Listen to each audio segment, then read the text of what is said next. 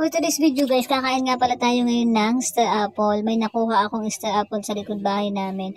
Tapos ayun na nga, subong-subo na ako dyan ng star apple. Kasi ang sarap-sarap pala niyan, tamis-tamis niya guys. Masarap tong gawing salad siguro. Lagyan ng condense. Pero ang tamis-tamis niya, ayan na nga, biniyak ko na yung star apple. Malambot na siya na sobrang hinog. Tapos ayun, tinikman ko. Sobrang tamis. Kaso guys, ang daming dagta sa niya, sa paligid. Kaya kinuha ko lang yung sa gitna kasi sobrang dagta.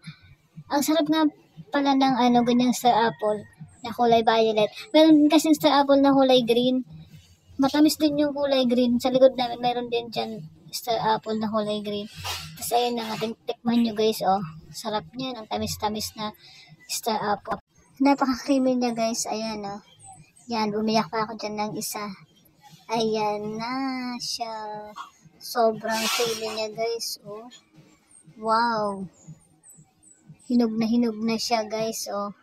Sarap niyan.